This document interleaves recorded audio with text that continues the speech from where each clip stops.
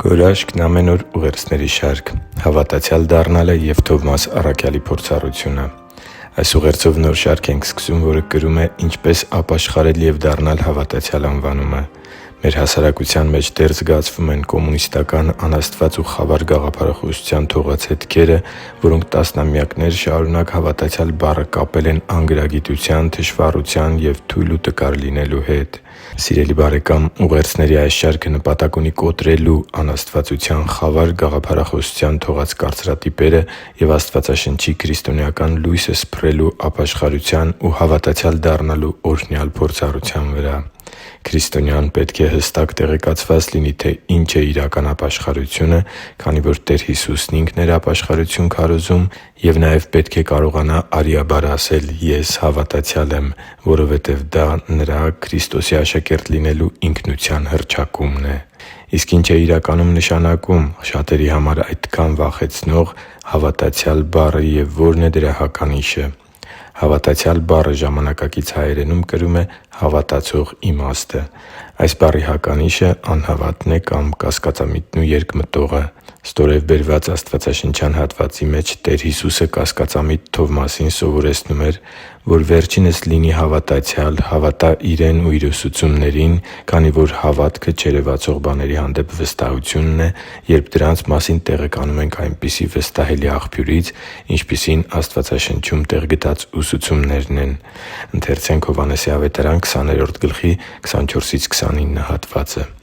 Բայց Թովմասը, 12-ից մեկը, երկվորյակ կոչվածը, նրանց հետ չէր, երբ Հիսուսը եկավ։ Մյուս աշակերտները նրան ասացին. «Տիրոջը տեսանք»։ Իսկ նա նրանց ասաց. «Եթե Նրա ձեռքերի վրա մեխերի նշանը չտեսնեմ ու իմ մատը մեխերի տեղերը չդնեմ և իմ ձեռքը Նրա կողի մեջ չխրեմ, չեմ հավատա»։ 8 օր հետո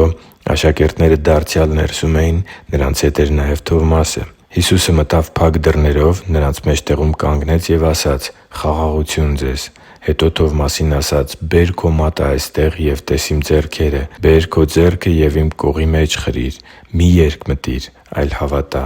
Թովմասը պատասխանեց ու ասաց Նրան. «Դու իմ Տերն ես և իմ Աստվածը»։ Հիսուսը նրան ասաց. «Հավատացի՛ր, քանի որ տեսար Ինձ. երանի՜ նրանց, ովքեր կհավատան առանց տեսնելու»։ Աստծու համար թանկ ու սիրելի՛ զավակ, Թովմասի հոգևոր հիվանդությունը մեծ տարածում ունի մեր օրերում։ Բազմաթիվ են մարդիկ, որոնք թեև իրենց քրիստոնյա են համարում, սակայն հոգևոր ճշմարտությունների առումով ասում են նույն խոսքերը՝ «Մինչև աչքերովս չտեսնեմ, ձեռքերովս չշոշափեմ, չեմ հավատա»։ Սակայն ճիշտ ինչպես Թովմասի պարագայում, այս մարդկանց դեպքում էլ Տեր Հիսուսը չի մերժում հոգևոր հարցեր ու կասկածներ ունեցող մարդկանց, այլ նրանց առաջնորդում է դեպի իմացության և լուսավորման ավելի բարձր մակարդակը։ Եբրայեցիս 11:1 խոսքերում գրված է. «Հավատը հուսացված բաների հաստատումն է ու աներևույթ բաների ապացույցը, որովհետև նախնիները դրանով վկայություն ընդունեցին։ Հավատով ենք իմանում, որ դարերն Աստծու խոսքով ստեղծվեցին, անտեսանելի բաներից տեսանելի դառնալով»։ Հավատքը տեղեկության աղբյուրին վստահելն է,